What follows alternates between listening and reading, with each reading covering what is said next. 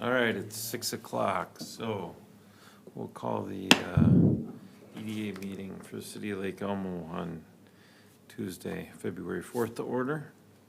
I do not have an agenda in front of me. If somebody had that one, would be great. Looks like we're going to hear from TAP.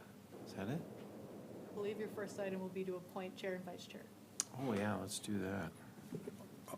Mr. Chair, Yes? I would like to move that we move agenda item from number 7 up to after number 4, because how we view the presentation from Megan is going to be colored quite a bit by how much time we have to think about it. Well, all right, you know, so we have to approve the agenda, so you're asking to move item number 7 to number 4, Right after the election of officers. till right after the election of officers. All right.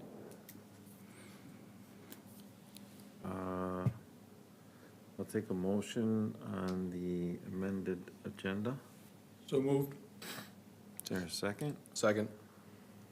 All those in favor of approving the amended agenda, please signify by saying aye. Aye. All right, amended agenda is hereby approved. Approval of minutes from the November 19th, 2024 meeting. I'll entertain a motion for approval of those. I move that we approve the minutes. Second. We have a motion and a second to approve the minutes of November 19th, 2024. All those in favor, please signify by saying aye. Aye. All right. Number 4 is election of officers. We need a chair and a vice chair. I would like to make a motion that we appoint Tony Manzera as chair with the vision that we change things a little bit. I believe that the statutory authority of an EDA under Minnesota law is pretty decent compared to what we've been doing. We've been very limited by two things. One is the fact that we only meet for 4 hours a year, and the other is that up until Jason was hired, there was very little staff time to deal with the EDA business. And I believe that we could be a lot better help to the community if we had more frequent meetings and allowed a longer time. Right now, we're limited by the fact that we can only meet until the council meeting, and they give us only an hour to use the room. So I'd like to change the dates and the frequency. And if you feel that things are good the way they are and they shouldn't be changed, then don't vote for me. Okay, is there a second for, well, we don't need a second for nomination. Anybody else? Nomination for chair? Hearing none, all those in favor of nominating Tony Manzera as chair of the EDA, please signify by saying aye. Aye. Aye. Okay, Tony, you're the new chair.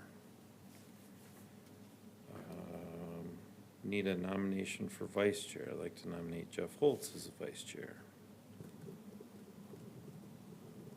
Anybody else for vice chair? I second the nomination of Jeff. Okay.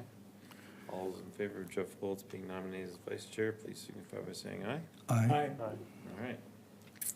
So with Tony being the chair and Jeff being the vice chair, I'll turn over the agenda to Tony for the rest of the meeting.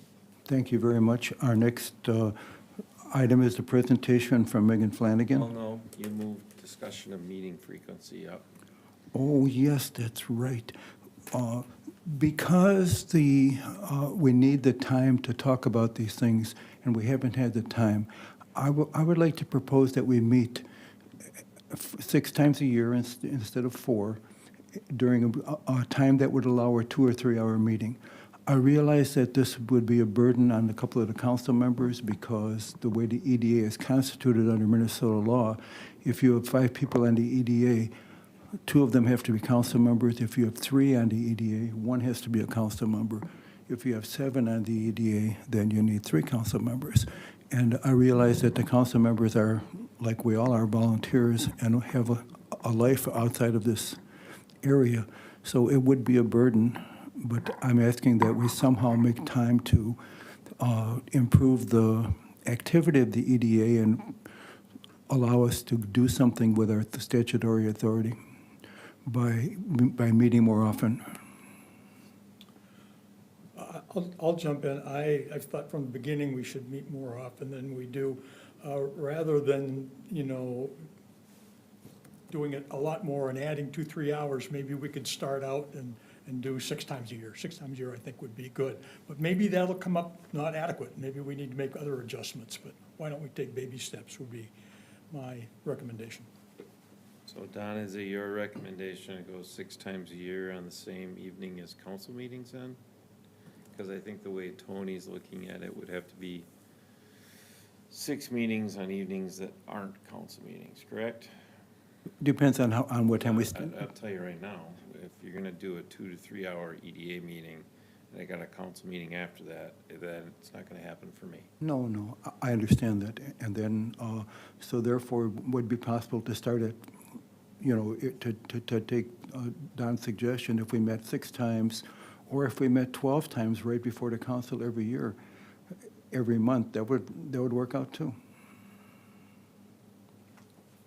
I guess I could go with the 6 times, just to start off and see if that's enough. Yeah, I think that makes sense. And to start out 6 times an hour at a time before council meetings. I'd like to ask a question then of staff, if I could. Would it be possible, if it proved beneficial, to call a special EDA meeting on a particular topic at some other time when people were available? That would work. We have that built in for the RFP process. We have a special meeting, so. Okay, thank you very much. That's gonna be my question too. So I'd be supportive of that, like 6 times a year, but if we have an intense, workload, or there's some working session we need to have, we need to gather for a half an hour even, or even, an hour to get that extra benefit, supportive of that to benefit the community, of course. Okay, well, I hear a motion that we would meet 6 times a year at the same time we are now before council meetings, but allow for the possibility of a special meeting if the need came up. Isn't that kind of what, like, the fire department will be? It's like when we have things going on, then there'll be separate groups and handling that? I'm so sorry, I've got my hearing aids in, but I can't hear you though. Isn't that kind of the idea, what we're doing with the auction of the fire department? That if anyone wants to partake in it, they can? So when there are special things going on with the EDA, there'll be time allotted for it? I assumed that was possible. So Nina, are you suggesting still stick on the four times a year and then with No, I'm special okay with the meetings? 6. Okay. I just think we're already committing to extra time if there's a big thing that we need to handle. And that we can do it case by case. If you're interested in that specific topic, it doesn't have to be everybody. Well, if there's business going to be transacted, we need a quorum. That's the only problem. Right. Yeah, I'd say don't take too much liberty with any special sessions, reserving those for only the most prudent topics.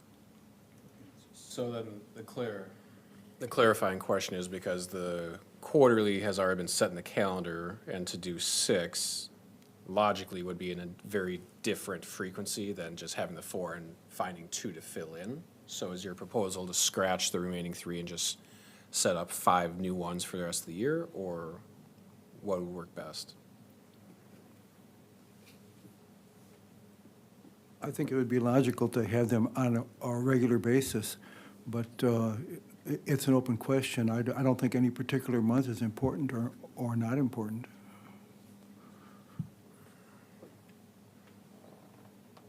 Well, just to keep it simple, I think it makes sense if we're gonna do 6 times, let's do 6 times, let's change the calendar so that our next meeting is 2 months from now instead of the 3, and then schedule the rest of the year out in the same fashion, and just schedule for 1 hour, and then Jason can pull us together for any special stuff, like he's gonna for the RFP. So, which, if I read it right, requires all the EDA, and the sort of council members and staff. So, Is that a motion? consider it. Okay. Do I hear a second? I can second that. Okay. All in favor of all of the motion to schedule the meetings every 2 months from now on, at the same time that they're currently held before the council meetings? Say aye? Aye. Aye. Aye. Thank you.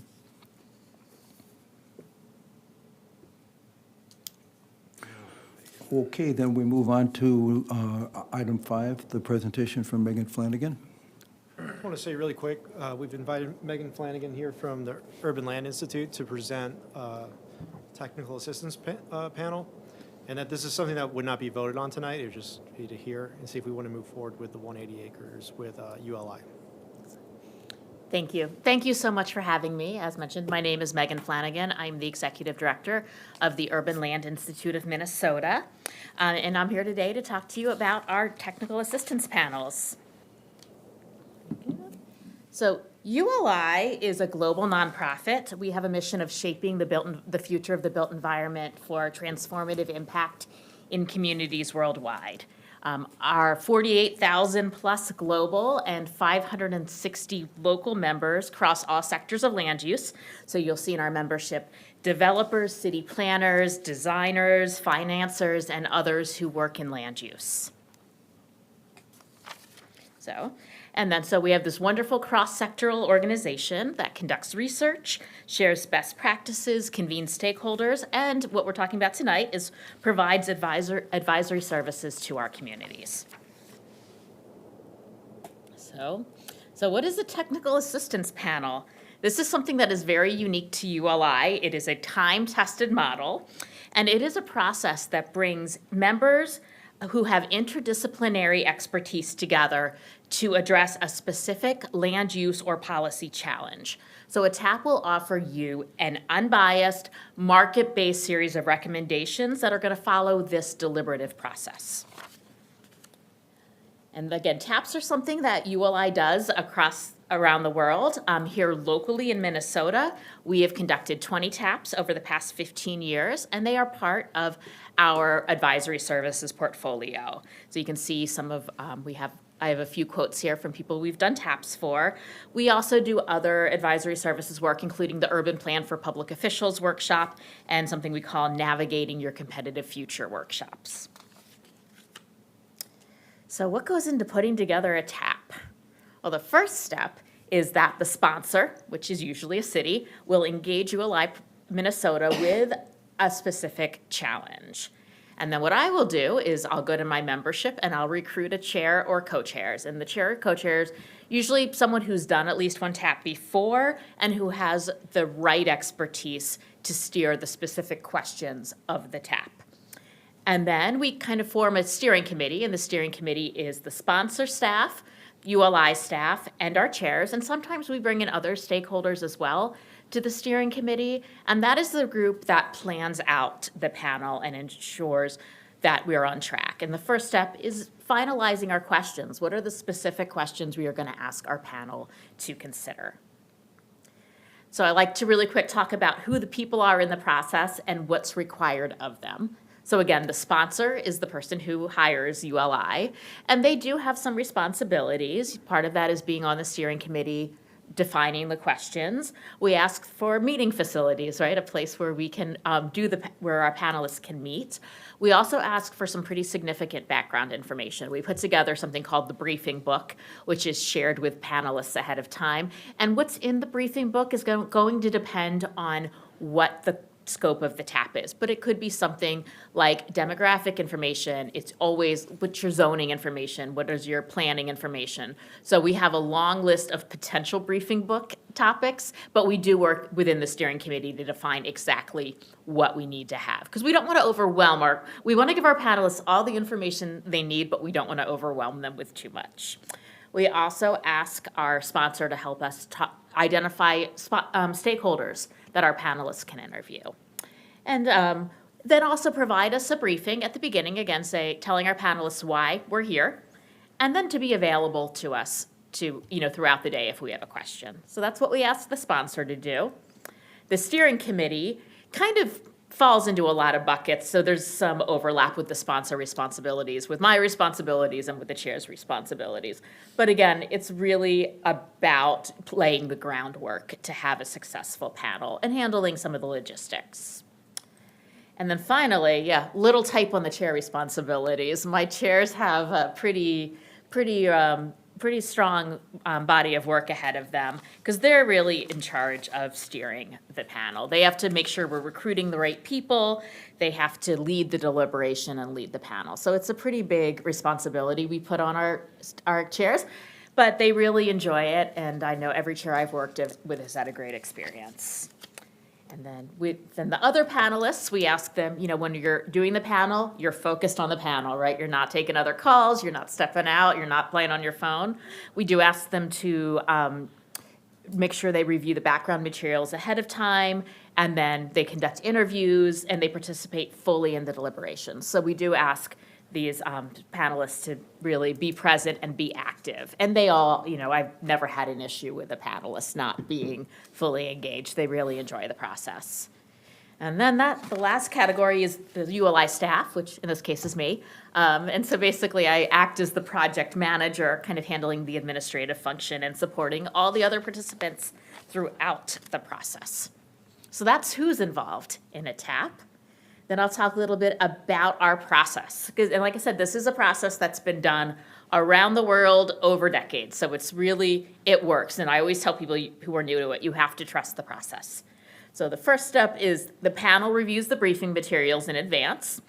And then when we get to the day of the TAP starts, we always like to start with a tour of the site, right? Because you can really see, and preferably on our feet. I mean, we've sometimes done buses or other things, and sometimes I know weather is a challenge, but you get the best view when you're street level, you get the best consideration when you're walking around and really seeing things up close.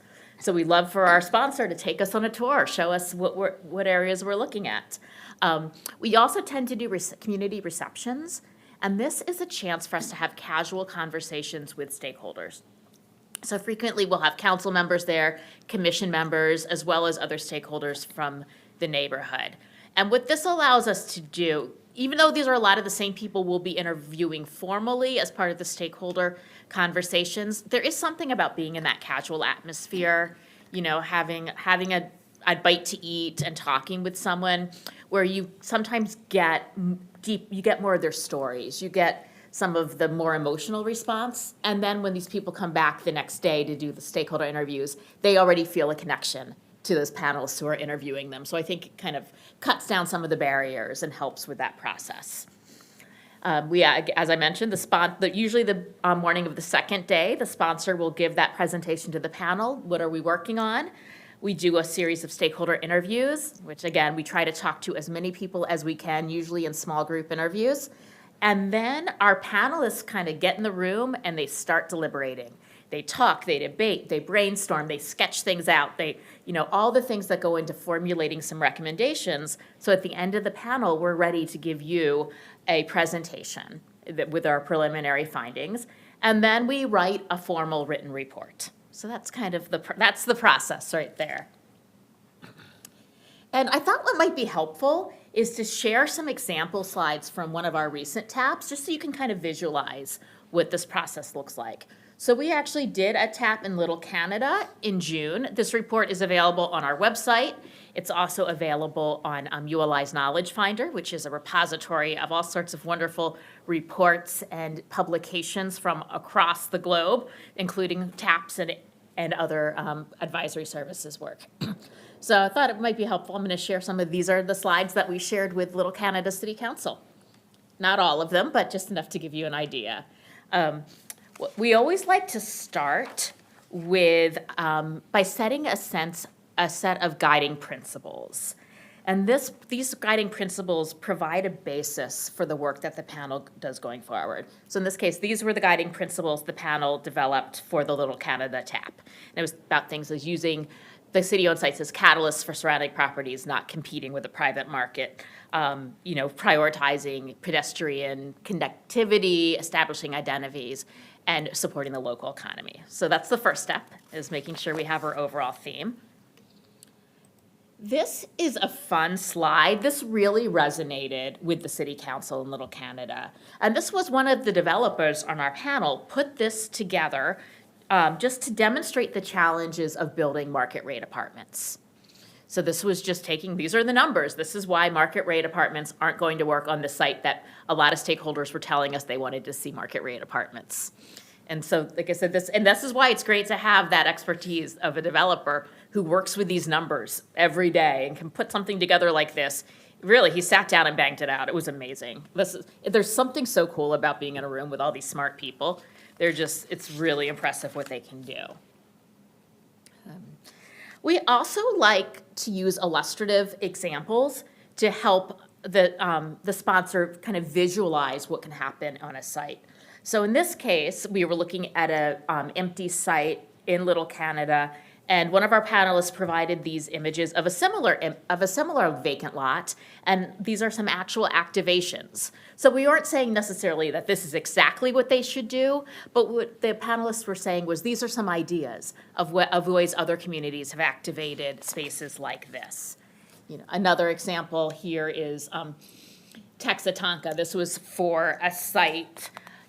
A site that included a liquor store and an empty lot. And so we're saying, look, here's an example of another development where they took a strip mall and they really converted it into a compelling gathering place. So we really like to use those examples from other people. And we also, if we're using someone else's examples, we get their permission before we put it into the final report. We don't, that's something I do is chase down photo permissions and other permissions quite a bit. Something else that's really nice, one of the reasons we love to have architects and landscape architects on our panels is a lot of times they're able to produce these sketches just in the room to kind of show us some examples of how we can use a site. So these are some examples that one of our architects provided for the Little Canada TAP, just so they can visualize how the space could be used. And the two sketches at the bottom are actually the same site. And our panel was showing two different options for that site. One of which was a townhome development, and one of which was a restaurant incubator with with a nice pond and some green space. So it just, again, it's nice to have that creativity and help us get some visualizations. We also like to share key takeaways and also timelines when possible. So in this case, for this piece of land, they said, hold for now. The county's reconstructing Rice Street. Don't do anything until after that's done. But then you can, try to sell or maybe negotiate with a new developer to use the site next door. So I think that's helpful too when we do time-bound recommendations. And then this was also a case where the panel recommended for the development of a design workshop to help or a design workbook to help design future development.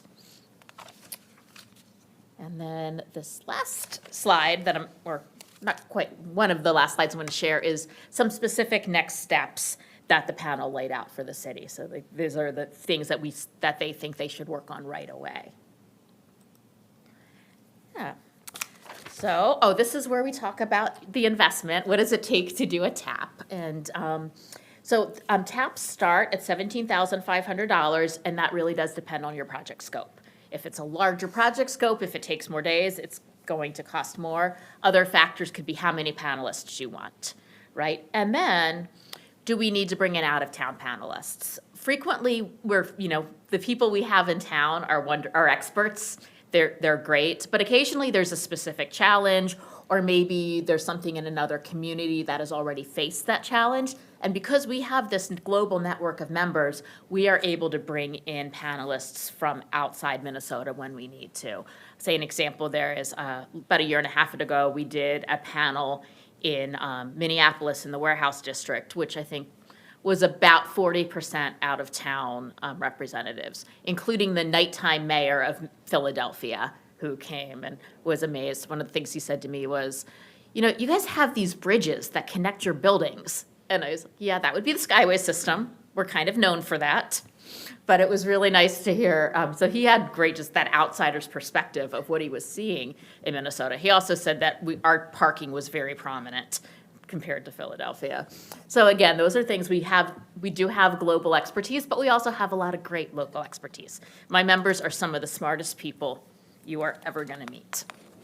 So I think that is my formal presentation, but I definitely would love to take any questions you might have. Thank you, Megan. I would like to ask one question, and that is, what is the lead time required to set up a TAP? Yeah, so usually I would ask for a minimum of 3 months.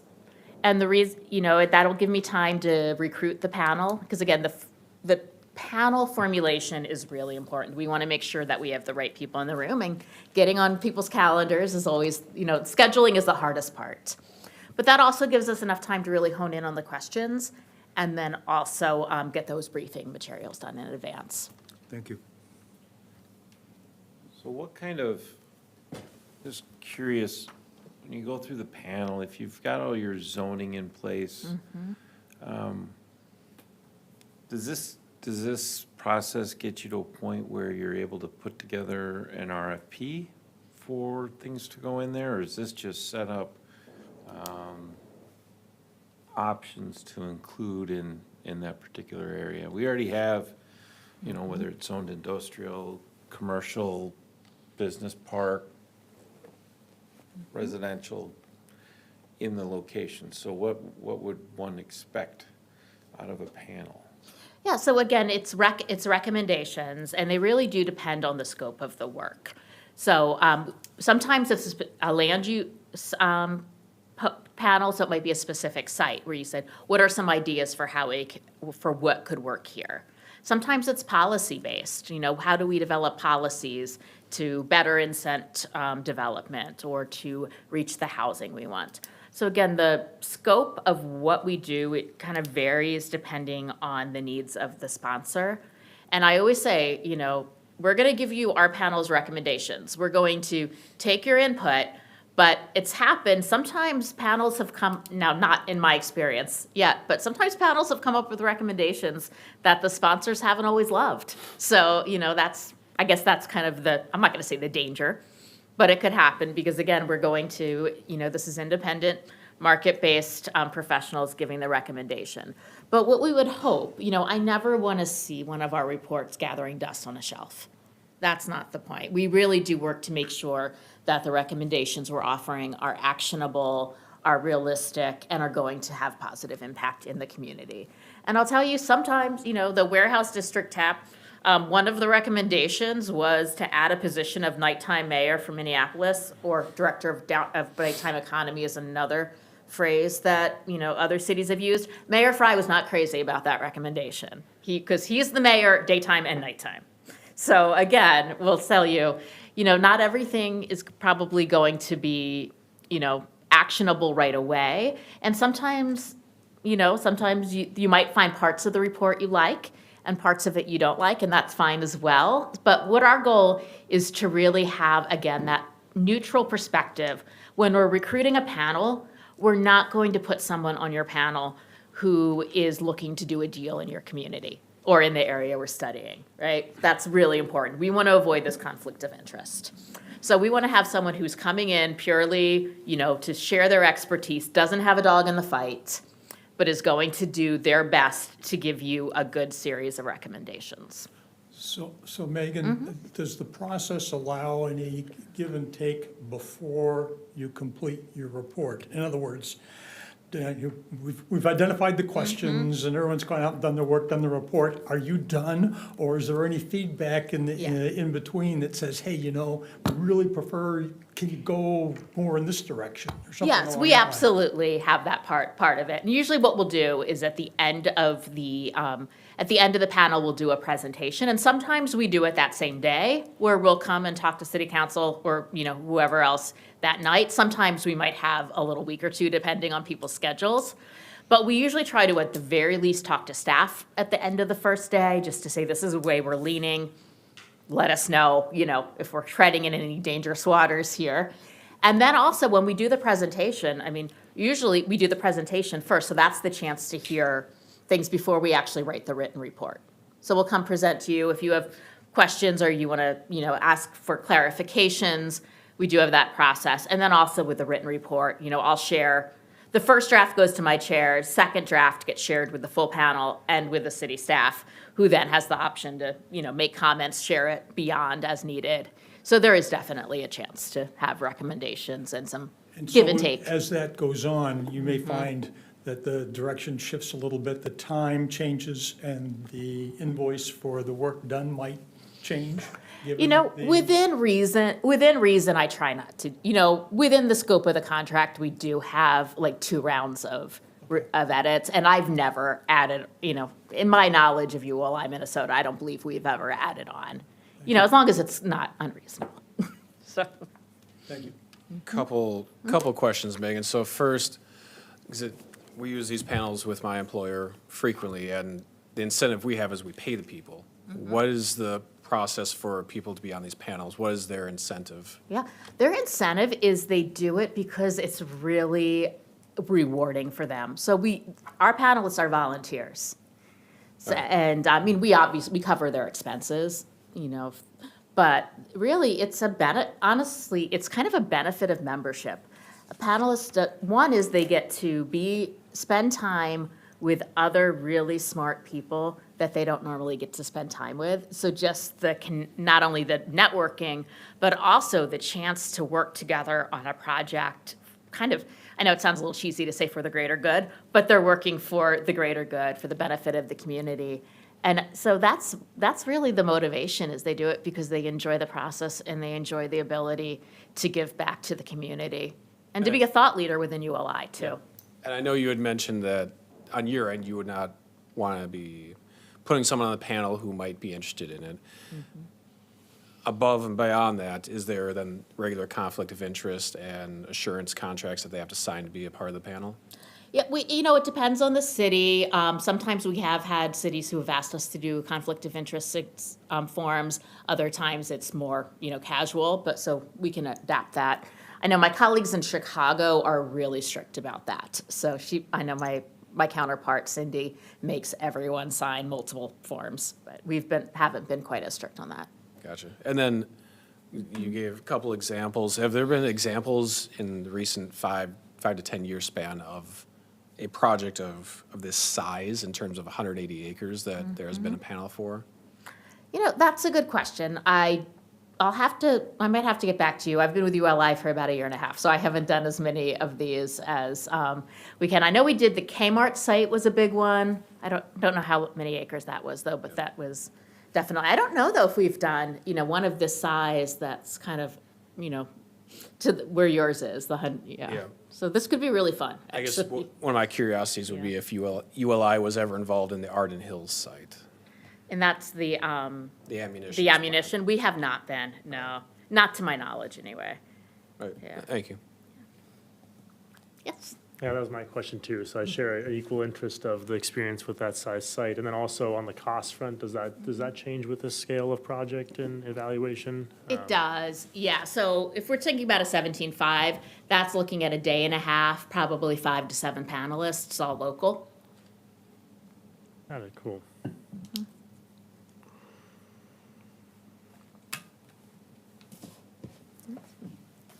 Are there any further questions for Megan? If not, thank you very much. Thank you very much for Very having me. interesting. Thank you. Thank you. The next agenda item is the discussion of the EDA work plan. I'd like to thank Jason for keeping us in the loop as you've made some changes in it, and appreciate the help there. See if we're on the right one. So the EDA work plan hasn't changed too much. We just wanted to bring it today because it wasn't officially voted on to move forward to the council. I believe it's going to the council on the 18th. So just wanted to go through it and make sure that everything has been addressed. This is the same document that was emailed after the last meeting. So does anybody want to amend before we send it? I'd like to clarify the very first one and the second one. It says to issue an RFP. I want to consider the possibility that the EDA could develop either of these properties, and rather than have an RFP to sell the property, do some of the build-out and then sell the lots, such that we would control what was actually put there. Otherwise, we're left at the mercy of any developer who wants to make a profit on it. Now, that's not to say that that's bad. I mean, but there are maybe certain things that would go over well that might not fit. We talked in our goal setting about vibrancy, and for example, if someone wanted to buy the old fire station and put in storage buildings, well, that'd be okay if they paid the city enough, but it wouldn't really create any vibrancy there. And so, and that's just an example. So from my point of view, it would be logical for the EDA to develop the site and offer the property as for a much higher value. Of course, we'd have to put money into it, but that could be done within the statutory authority by floating a bond issue or. So a couple things I would say is the risk there is high. The other thing with the RFP is we can really hone in through that process of who we select. So if at the end of the process we don't want to select someone, ultimately the city council would not have to select them.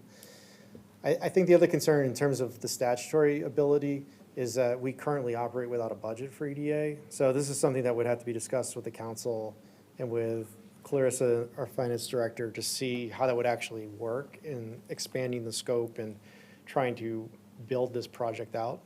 I think the fact that we own the land puts us in a great position to kind of dictate what is going to happen there, so. I would think that when you try and take a site and do the pre-build, you exclude certain opportunities, whereas if you have an RFP, you're inclusive of different ideas and opportunities that could be there, but the RFP still limits or gives the council the ability to dictate what will or will not go in there.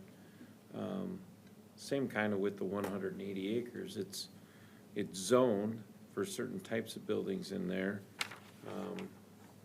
It's got certain allowable uses in it, but to the effect that the city has any funding ability to do those, I think it's not there at this time. Yeah, determining the amount of improvements, like where do you draw that line, how do you come to agreement there? And also, I think the RFP process, like it's non-binding, like it can result in an adjourned process, and maybe we have to revisit some of those improvements if we don't like what we're seeing. But I can see that once you have sold off one part of the property, then it really limits what you can do with the rest. If there were a more comprehensive plan for the fire station, the old public works building, and perhaps we could acquire the land between and create something there that would be much different than what could be done by any developer or any set of developers. If the city controlled it and decided we wanted something that would create traffic for business downtown, that would give us a lot more control. So I would like to consider that if that's possible. One thing that occurred to me when Megan was making her presentation, actually before, why wouldn't we have a TAP project for the old village? I don't think the council, I don't think certainly EDA staff probably is in the best position to decide how to develop it. But why not do a TAP process and get input from experts? So one thing I will say with that is through the village study, we included the site. So we have surveys from residents and an understanding of what people want to see. So Agreed. Instead of spending more money. A lot of that work has been done. In other words, it could be a shorter TAP process. I totally agree. I agree that it would be a relatively small investment to invest 17.5 in a TAP process and 3 or 4 months just to get somebody else's idea of what could be done. Because that site will affect the downtown of Lake Elmo for the next 100 years. If we do it right, where we can bring people in, bring in traffic, improve the business capability of Lake Elmo, you could have a vibrant center of town, much more than we have now. If we leave it to the mercy of, I want to say the mercy of, but that's not really the right thing to say. If we leave it to the choice of a developer who can make the most profit on it, it may not be what the best use of it. Well, the council has the right to turn down any and all proposals, so I don't think there's any commitment danger, if we end up with proposals that are focused on the wrong objectives. But still, the question is, what's the best, way, an optimal way to have it developed? And TAP might be good input. Jason. But as you oh, mentioned, sorry. Jason, we've already done a lot of homework going, getting feedback. I think that's wonderful, and that should be part of the program. I think it can't hurt to keep going how our plan was, and if it's not working, then we reevaluate a TAP. I hear what you're saying, Tony, about the next 100 years, but also things change too. So what's good today might not be good in 50 years. And so you need somebody that's always gonna be managing that too. And Jason, from my memory, that's pretty bad. Can you refresh us on, because I know we did in the RFP process, there's going to be the panel with various variables and then measurements to try to determine the best value RFP. Did we do that discussion in both council and EDA? We did that at EDA, but we're going to bring it to the council. Okay, Yeah. that's what I couldn't remember. One thing I'd like to bring up too is if you look at whether we should do it as a city or a developer may come in and say they want to build something that, let's just throw a number out, $20 million investment that the council likes. And then as a city, we may say, well, we only can afford like a $5 million investment, and then we don't get the best product too. So I think it's good just kind of move forward and see what we get, and then make decisions from what we hear from the applicants. Yeah, I don't know if ULI has, a consultancy program. If we get down the process, we have RFPs, and then we can, I don't know if there's consultancy through them or elsewhere where we, bring them into the process. We're having difficulty understanding the proposals or are torn on that. I mean, it's all about perspective. It's, we don't know what we don't know in our own judgments, so I would say don't slow down the process, proceed with the RFP, knowing we aren't bound to come to a decision, but hopefully we get the right output. That's where I'll be very curious with the RFP for the old fire station. Again, we as a city do not have, this is the first time of this scale where it's a city-owned property to redevelop for economic purposes, right? That if it has been done, it was decades ago, the institutional knowledge is not here. So I'll be very curious how it goes in terms of quantity of bids, types of bids, how it works process-wise with people going through the bids, how it works with the rubric itself. And I think that will be a very good lesson. And Nina, to your point, I think if it doesn't work, it doesn't work, and we'll find out. And Tony, I do agree in the long term. I've mentioned this before. I think, especially east of the fields, as we look at the land south of Manning and north of the railroad, I think there is an opportunity there to do a visioning, an additional thing. I don't know for the specific fire station if I'm personally there, but again, we'll find out very soon if this process is effective or not. If it's not, it's not. And I think we'll have an opportunity to make that decision at that point. I'm not there yet at this phase for where you're going.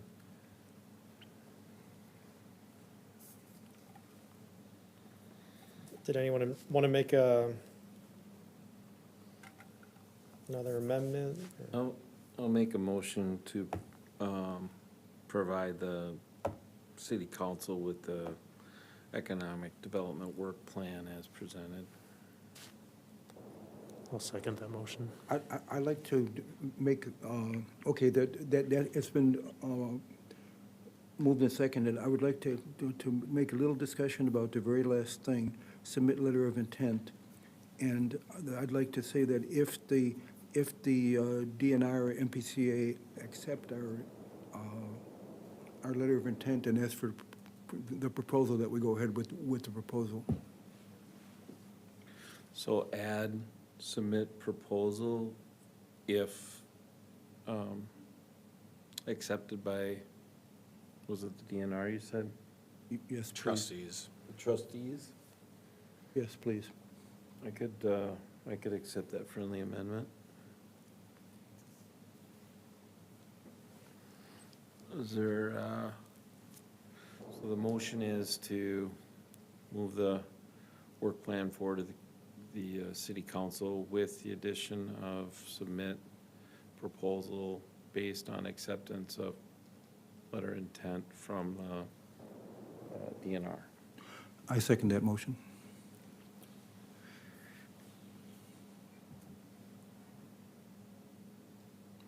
All in favor of the motion as seconded? Aye. Aye. Is anyone opposed? Thank you, it passes. We have the updates. For the next- Communication updates? That's the next agenda item is a communications update. So the letter of intent, for the landfill project was submitted and approved by the council on 12/3. The EDA work plan will now go on 2/18. We have tentatively scheduled the RFP to go to the council on 3/18. I do want to give an update, though, for the fire station. We received a grant to pay for the environmental assessment phase 1 from the county, and it's been approved by the EPA. That tonight on the council agenda, there's an access agreement that will allow them to start their work. It takes about 3 months from then. So we're going to look really close to determine whether or not to bring that on 3/18 or just have the assessment finished, and hopefully the report comes back good. It's not recommending phase 2 and anything like that. So I think we'll probably push that RFP back a month, but that's the update on the fire station where we have it. Okay. Takes 3 months, no matter what, whether it's good or bad. 2 to 3 months. And if it's really bad, it takes, 10 months to 12 months. So, Yeah, just to be clear, I think you said this, Jason, but just to be clear, it seems to me that environmental assessment has to be complete, just needs to be, however long it takes, before the RFP goes out. I think it's the best approach because the developer, if they purchase it, would go through the same thing with their financing. What we don't want to have happen is, let's say if we go through the phase 1 and it says, yes, you do need a phase 2, we're going to need a cleanup plan. And what's good is if the cleanup plan is several $100,000, that's not considered a business subsidy. So when we work through the RFP, we can basically provide that and work that out. There's limits to how much business subsidy you can give away. I believe it's $250,000. So if worst case scenario it needs a cleanup plan, then that can be covered. May I ask a question? What is the significance of something being declared a purchase subsidy or not? What is the, What is the significance of something being declared a purchase subsidy in this regard? so if you gave, let's just say you wanted to provide someone with a business subsidy over 250, there's, in the state statute, which I would have to review, but you have to meet certain employment typically guidelines of you have to employ, X amount of people to provide them with more money. Okay, thank you very much.